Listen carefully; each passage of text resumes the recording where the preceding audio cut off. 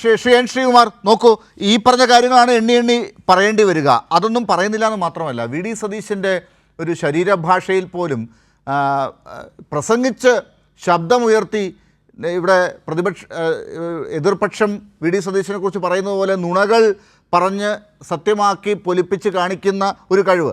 അങ്ങനെ ഒരുപാട് നുണകളുടെ തന്നെ ഒരുപാട് റീലുകൾ ഇറങ്ങി ഇപ്പോൾ പ്രചരിക്കുന്നുണ്ടല്ലോ, അദ്ദേഹം പറഞ്ഞതിൻ്റെ കാര്യങ്ങൾ തന്നെ. അത് ഇതുവരെയും അതിനെ എതിർക്കാനോ അതിന് ഉത്തരങ്ങൾ നൽകാനോ ഇതുവരെയും ശ്രമിക്കുന്നുമില്ല ഇപ്പുറത്ത് കോൺഗ്രസിൻ്റെ സൈബർ ടീമും ഒന്നും തന്നെ. അപ്പോൾ ഇങ്ങനെയുള്ള ഒരു തരത്തിൽ എന്തെങ്കിലും പറഞ്ഞ് ഒരു കൃത്യമായ ഒരു ബദൽ പൊളിറ്റിക്സ് മുന്നോട്ട് വെക്കാതെ, ഒരു ഡോക്യുമെൻ്റ് മുന്നോട്ട് വെക്കാതെ, രാഹുൽ ഗാന്ധി വന്ന് ഈ പറഞ്ഞതുപോലെ എന്തെങ്കിലും എടുത്ത് പോക്കറ്റിൽ നിന്ന് എടുത്ത് പറയുക എന്നതിനപ്പുറം ഒന്നും വേണ്ട എന്ന് തന്നെയാണോ ഇപ്പോഴും കരുതുന്നത്? അങ്ങനെ അല്ലല്ലോ ഇപ്പുറത്ത് പിണറായി വിജയനോ ഇടതുപക്ഷമോ മുന്നോട്ട് ജനങ്ങളുടെ മുമ്പിലേക്ക് എത്തുന്നത്. ആ ധൈര്യം അവർക്കുള്ളപ്പോൾ ഈ ക്യാമ്പസിലെ പഴയകാല ക്യാമ്പസിലെ പ്രസംഗ രാഷ്ട്രീയം കൊണ്ട് മാത്രം രക്ഷപ്പെട്ട് മുന്നോട്ട് പോകാൻ പറ്റുമെന്ന് കരുതുന്നുണ്ടോ യു ഡി എഫ്? നോക്കൂ ഡോക്ടർ ലാലെ, വി ഡി സതീശനെതിരെ CPM ഇറക്കുന്ന നുണകളെക്കുറിച്ചൊക്കെ അവിടെ ഇരിക്കട്ടെ. കാരണം വെച്ചാൽ അതൊന്നും കാര്യമൊക്കെ എടുക്കുന്നില്ല. കാരണം അതൊരു സതീശൻ പറഞ്ഞിട്ടുണ്ട് എൻ്റെ PR വർക്ക് ഏറ്റെടുത്തിരിക്കുന്നത് CPM ആണെന്ന്. അതുകൊണ്ട് മാക്സിമം നുണകളെന്നൊക്കെ പറഞ്ഞ് കൊടുത്തുള്ളൂ. അദ്ദേഹത്തിൻ്റെ അത്രയും കൂടുതൽ നല്ല കാര്യമാണ്. കാരണം വെച്ചാൽ അപ്പോൾ ജനങ്ങൾ അന്വേഷിക്കും എന്താണ് നുണയെന്ന് അന്വേഷിക്കും, അപ്പോൾ അവർക്ക് കാര്യം മനസ്സിലാവും. അത് PR ടിപ്പിന് പറ്റിയ പരാജയമാണ്. അതവർ തിരുത്തെന്ന് വിചാരിക്കുക. കാരണം അവർക്ക് തിരിച്ചടി ഏറ്റു അത്. കാരണം ഗോവിന്ദ മാഷ്ടർ മുമ്പിൽ പണം കൊണ്ട് കൊടുത്ത ഒരാളെ കുറിച്ചൊക്കെ ഞാൻ വീണ്ടും പറയേണ്ട കാര്യമില്ല, അത് വിട്ടുകളാം. അതൊരു PR ഒക്കെ രാഷ്ട്രീയത്തിൽ അങ്ങനെയൊക്കെ അങ്ങോട്ടും ഇങ്ങോട്ടൊക്കെ വരും. ഇവിടെ 2-3 കാര്യങ്ങൾ ശ്രീ ഗോപൻ, അദ്ദേഹമാണല്ലോ CPMൻ്റെ പ്രതി, അദ്ദേഹം ഉന്നയിച്ചു. ഒന്ന്, സോണിയാഗാന്ധിയുടെ കയ്യിൽ കെട്ടിക്കൊടുത്ത കാര്യവും അതുപോലെ തന്നെ മറ്റേ വയനാട് ദുരന്തത്തിലെ സംഭാവനയുടെ കാര്യമാണ്. അത് രണ്ടും വളരെ പ്രസക്തമായ ചോദ്യമാണ്. അതിൽ സോണിയാഗാന്ധിയുടെ കയ്യിൽ കെട്ടിക്കൊടുത്ത ഒരു ചരട് കെട്ടിക്കൊടുത്തു, പോറ്റി അവിടെ ചെന്നു. അപ്പോൾ പോറ്റിയെ കയറ്റിയത് ആരാണ്? കോൺഗ്രസ് ആണെന്ന് ഇവർ പാടി. അപ്പോൾ അതിനെക്കുറിച്ച് CPMൻ്റെ ജനറൽ സെക്രട്ടറി MA ബേബിയോടും മുൻ ദേവസ്വം മന്ത്രി കടകംപള്ളി സുരേന്ദ്രനോടും പത്രക്കാർ ചോദിച്ചു എന്താ സോണിയാഗാന്ധിയുടെ ബന്ധമെന്ന്. അപ്പോൾ രണ്ടുപേരും പറഞ്ഞു സോണിയാഗാന്ധി ഇതിലേക്ക് വലിച്ചഴക്കേണ്ട. അതോടെ ആ ഉത്തരം കഴിഞ്ഞു. രണ്ടാമത്തെ കാര്യം ഈ ഫണ്ട് മാത്രം നിങ്ങൾ രക്ഷപ്പെട്ടോ? ബാക്കി MA ബേബിയുടെ പാർട്ടിയിൽ അല്ലാത്ത ആളൊക്കെ നാട്ടിൽ ജീവിച്ചിരിപ്പുണ്ടല്ലോ, അവർക്കും അറിയണ്ടേ ഉത്തരം? വേണ്ട, എനിക്ക് MA ബേബിയെ വിശ്വാസമാണ്. നിങ്ങൾക്ക് വിശ്വാസം ഇല്ലെങ്കിൽ വേണ്ട, എനിക്ക് വിശ്വാസം. ശരി ശരി. അപ്പൊ കൈരളിയിൽ വരുമ്പോൾ മറ്റുള്ള ആരെങ്കിലും ചോദിച്ചാൽ എന്തായിരിക്കും ഉത്തരം? വേറെ ഏതെങ്കിലും ചാനലിൽ പോയി ചോദിച്ചാൽ എന്തായിരിക്കും ഉത്തരം? ഇല്ല, ഇതിലൊരു ഉത്തരവേ ഉള്ളൂ. MA ബേബി ഉത്തരവേ ബേബി പറഞ്ഞ കൃത്യമാണല്ലോ. അതുപോലെ കടകംപള്ളിയും പറഞ്ഞ ഉത്തരം അറിയിച്ചാൽ മതി, പറയണ്ട. അല്ല, അതെ MA baby general secretary MA ബേബിക്ക് പാർട്ടിയിൽ എന്താണ് അദ്ദേഹത്തിൻ്റെ സ്ഥാനം നിങ്ങൾ കൊടുക്കുന്നത് എനിക്കറിയില്ല. പക്ഷേ ഞങ്ങളെ സംബന്ധിച്ചിടത്തോളം സീതാറാം യെച്ചൂരിക്ക് ശേഷമുള്ള ജനറൽ സെക്രട്ടറി തന്നെ കണക്കാക്കുന്നത്. അത് വേറെ രാഷ്ട്രീയ അതിലേക്ക് ചർച്ചയ്ക്ക് അദ്ദേഹം വേറെയും ഒരുപാട് കാര്യങ്ങൾ പറഞ്ഞിട്ടുണ്ട്. MA ബേബി പറഞ്ഞ വേറെ ഒരുപാട് കാര്യങ്ങളുണ്ട്, അതൊന്നും നിങ്ങൾ കേൾക്കുന്നില്ല. ചോദ്യത്തിന്റെ ഉത്തരം ശ്രീകുമാർ സാർ MA ബേബി സഖാവിനോട് പറഞ്ഞാൽ മതി, ഞങ്ങളോട് പറയണ്ട. നിങ്ങളെ കൊണ്ട് ഈ ഉത്തരം വേറെ ബേബി ഒന്നും പറഞ്ഞായിട്ട് ഞാൻ കേട്ടില്ല. അല്ല, ഈ 3 ചോദ്യം ഉണ്ടല്ലോ, അതിന്റെ ഉത്തരം MA ബേബി സോണിയാഗാന്ധിക്ക് ബന്ധമുണ്ടെന്ന് ഞങ്ങളാരും പറഞ്ഞില്ല. സോണിയാഗാന്ധിയെ ബന്ധപ്പെടുത്തിയല്ല പറയുന്നത്. ശരി, എൻ ശ്രീകുമാർ, സമയം കഴിഞ്ഞിട്ടുണ്ട്. എന്നാലും നോക്കൂ, ഈ 2-3 ചോദ്യങ്ങൾ മാത്രമാണ് നമുക്ക് ഉത്തരം വേണ്ടത്. ഈ തെരഞ്ഞെടുപ്പ് കാലത്തെങ്കിലും ഉത്തരം കിട്ടേണ്ടത്. താങ്കൾക്ക് അതിന് സാധിക്കുമോ എന്നാണ് ഡോക്ടർ PK ഗോപൻ ചോദിച്ചത്. ഒന്ന് നേരത്തെ സോണിയാഗാന്ധിയുടെ ചോദ്യം, അതിന് MA ബേബി നിങ്ങൾ രക്ഷപ്പെടുത്തി എന്നാണ് പറയുന്നത്, ഉത്തരം വേണ്ട എന്ന് പറഞ്ഞു. അതുകൊണ്ട് അദ്ദേഹം നിങ്ങളിൽ നിന്ന് ഉത്തരം കിട്ടില്ല എന്ന് അറിഞ്ഞുകൊണ്ട് പറഞ്ഞു വെച്ച കാര്യങ്ങൾ വെച്ചിട്ട് നിങ്ങൾ രക്ഷപ്പെട്ടു പോയി എന്ന് കരുതരുത്. രണ്ടാമത്തത്, ഒരു വീടെങ്കിലും ഉദ്ഘാടനം ചെയ്യാൻ പറ്റുമെന്നാണ് ഡോക്ടർ PK ഗോപൻ ചോദിച്ചത്. അതൊരു വല്ലാത്ത ചോദ്യമായിപ്പോയി.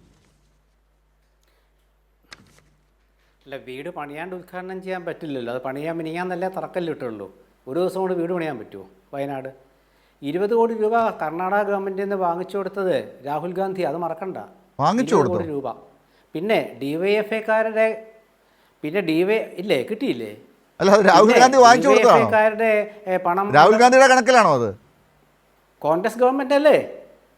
കോൺഗ്രസ് എന്തൊരു ചോദ്യമാണിത്? രാഹുൽ ഗാന്ധി എന്ന് പറഞ്ഞാൽ കേട്ടില്ല. കേരള സർക്കാർ മറ്റു ചില സ്റ്റേറ്റുകൾക്ക് ദുരിതാശ്വാസ ഫണ്ട് കൊടുത്ത്, അത് ആര് വാങ്ങിച്ചു കൊടുത്താ? കേരള സർക്കാർ ചില സ്റ്റേറ്റുകൾക്ക് ദുരിതാശ്വാസ ഫണ്ട് കൊടുത്തു, അതാരാ വാങ്ങിച്ചു കൊടുത്തേ?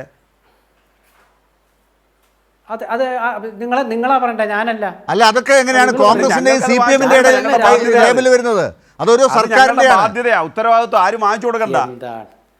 എൻ ശ്രീകുമാർ കർണാടകത്തിൽ നിന്ന് തന്നത് കർണാടക സർക്കാരിന്റെ വകയാണ്, അത് കോൺഗ്രസിന്റെ വകയല്ല. രാഹുൽ ഗാന്ധി വിചാരിച്ചാൽ അവിടെ എന്തെങ്കിലും ചെയ്യാൻ പറ്റും? എൻ്റെ ചങ്ങാതി കോൺഗ്രസിൻ്റെ എൻ്റെ ലാലെ വെറുതെ നുണ പറയല്ലേ. കോൺഗ്രസിൻ്റെ കാര്യമാണ് ഞാൻ പറഞ്ഞോ. രാഹുൽ ഗാന്ധി കർണാടക ഗവൺമെൻറ്റിൽ നിന്ന് 20 കോടി രൂപ കൊടുക്കാൻ ആവശ്യപ്പെട്ടു എന്ന് ഞാൻ പറഞ്ഞതിൻ്റെ അർത്ഥം കോൺഗ്രസ് കൊടുത്തു എന്നാ? കോൺഗ്രസ് ഗവൺമെന്റാണ് കൊടുത്തത്. അങ്ങനെയാണെങ്കിൽ അദ്ദേഹം എന്തിനാണ് ഇത്ര ബുദ്ധിമുട്ടുന്നത്? കേരളത്തിലെ അദ്ദേഹത്തിന്റെ അവകാശം ഉപയോഗിച്ച് MP എന്നുള്ള നിലയ്ക്കോ അല്ലെങ്കിൽ മുൻ MP എന്നുള്ള നിലയ്ക്കോ അല്ലെങ്കിൽ ഇവിടുത്തെ അദ്ദേഹത്തിന്റെ സഹോദരി പ്രിയങ്ക ഗാന്ധി MP കൊണ്ടോ ചെയ്യിക്കാമായിരുന്നു. അതൊന്ന്. കേരളത്തിലെ കോൺഗ്രസ് പാർട്ടിക്ക് കൊടുക്കാൻ പറ്റുന്ന ആളുകൾ ഒരുപാടുണ്ടല്ലോ, അവരെ കൊണ്ട് കൊടുക്കാൻ അനുവദിക്കാമായിരുന്നു. അതൊന്നും ചെയ്യാതെ അതേ ഇത്ര ബുദ്ധിമുട്ടി കർണാടകത്തിലെ കോൺഗ്രസ് പാർട്ടി വഴി ഇങ്ങനെ കൊടുക്കാൻ ശ്രമിക്കുന്നത്. ഡോക്ടർ ലാലെ വഴിയിൽ കിടക്കുന്നതെടുത്ത് ഗണപതിക്ക് അടിക്കാതൊരു ചൊല്ലുണ്ട് കേരളത്തിൽ. ആ പണി മാത്രമേ രാഹുൽ ഗാന്ധി ചെയ്യത്തുള്ളൂ എന്നുള്ളതാണ്. നോക്കൂ ലാലെ, ഞാൻ പറഞ്ഞതറിയോ, നിങ്ങൾ വെറുതെ തെറ്റിദ്ധരിപ്പിച്ച് പോകരുത്. ഞാൻ എന്താണ് പറഞ്ഞത്? അതായത് നിങ്ങൾ തെറ്റിദ്ധരിപ്പിച്ചാലും കേരളത്തിലെ ജനങ്ങൾക്കും വയനാട്ടിലെ ജനങ്ങൾക്കും അറിയാം. ഇപ്പം നിങ്ങൾ രാഹുൽ ഗാന്ധി കർണാടക ഗവൺമെൻറ് 20 കോടി കൊടുത്തില്ലെന്ന് പറഞ്ഞാലും അത് നിങ്ങൾ പറഞ്ഞു, അത് നിങ്ങളുടെ രാഷ്ട്രീയം ഞാൻ വിചാരിക്കുള്ളൂ. അവിടെ കോൺഗ്രസ് ഒരു മാസം കൊണ്ട് സ്ഥലം ഏറ്റെടുത്ത് രജിസ്റ്റർ ചെയ്തു. 1 കൊല്ലം എടുത്തു CPM ഗവൺമെൻറ്. അപ്പോഴും 10 ജനങ്ങൾ കൊടുത്ത ആണ് ഗവൺമെൻറ് ഇരിക്കുന്നത്. അത് മനസ്സിലാക്കണം. പിന്നെ CPM-ന്റെ ഞാൻ ചോദിച്ചതിന് ഉത്തരം പറയട്ടെ. രാഹുൽ ഗാന്ധി ചോദിച്ചതിന് ഉത്തരം പറയട്ടെ. MP-മാരെ കൊണ്ട് പൈസ കൊടുപ്പിക്കാൻ ശ്രീകുമാർ പൂർത്തിയാക്കൂ.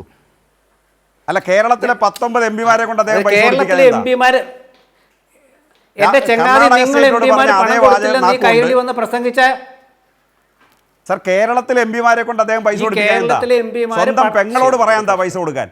കർണാടക സർക്കാരിനോട് പറഞ്ഞ അതേ വാചകം പെങ്ങളോട് പറയാൻ എന്താ? ശ്രീകുമാർ പറയൂ. ശ്രീ ഗോപകുമാർ കേരളത്തിലെ MLA-മാരും MP-മാരും പ്രതിപക്ഷ നേതാവും കൊടുത്ത പണം എത്രയാണെന്നുള്ള പിണറായി വിജയന്റെ കയ്യിലുണ്ട്. അതവർ പുറത്ത് വിട്ടിട്ടുണ്ട്. നിങ്ങൾ കൈരളി ചാനൽ വന്നിട്ട് കിട്ടിയില്ല എന്ന് ജനം വിശ്വസിക്കില്ല. ജനങ്ങളെ കൊണ്ട് കൊടുക്കരുത് എന്ന് ആഹ്വാനം ചെയ്ത ആരാണ്? ഇവിടെ പിണറായി വിജയന്റെ നേതൃത്വം ഒരാളും പറഞ്ഞിട്ടില്ല, കൊടുത്തിട്ടുണ്ട്. അത് കൊടുക്കാതിരുന്ന ആരാണെന്നുള്ളത് നിങ്ങൾ അന്വേഷിക്കുക.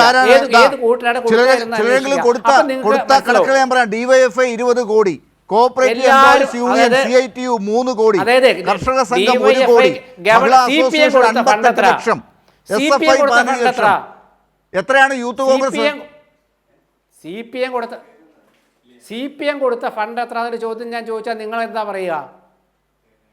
CPM കൊടുത്ത ഫണ്ട് എത്ര എന്ന് ഞാൻ ചോദിച്ചാൽ നിങ്ങൾ എന്താ പറയുക? എന്താണ് നിങ്ങളുടെ ഉത്തരം? നിങ്ങൾ എന്താ പറഞ്ഞ് പ്രചരിപ്പിക്കാൻ പോകുന്നത്? CPM ഒന്നും കൊടുത്തില്ല എന്ന് പറയുമോ? ഒന്നുമില്ല. അതായത് ഇതൊക്കെ അതെ, കൈരളി ചാനലിലെ ശ്രീ ഗോപനോ ശ്രീ ജയനോ വന്നിട്ട് കോൺഗ്രസ്സുകാർ പൈസ കൊടുത്തില്ലെന്ന് പറഞ്ഞാൽ ആരും വിശ്വസിക്കില്ല. വെറുതെ പറഞ്ഞിട്ട് കാര്യമില്ല. കോൺഗ്രസ് മുസ്ലിം ലീഗ് പണിത വീട് കൊടുക്കുകയും ചെയ്തു. അതുപോലെ തന്നെ ഇതൊക്കെ കൃത്യമായിട്ട് പറഞ്ഞിട്ടുണ്ട്. അത് കൃത്യമായിട്ട് പറഞ്ഞ ആൾക്കാർ ഇന്നും പറഞ്ഞിട്ടുണ്ട്. ഞാൻ പേരൊന്നും പറഞ്ഞില്ല. വയനാട്ടിലത്തെ രാഷ്ട്രീയ മുതലെടുപ്പ് ശരി. എന്തായാലും വയനാട്ടിൽ അന്ന് വീട് മതി, പൈസ മതി, വീട് വേണ്ട എന്ന് പറഞ്ഞു പോയ പാവങ്ങളെക്കുറിച്ചാണ് നേരത്തെ ഡോക്ടർ PK ഗോപൻ ഓർത്തത്.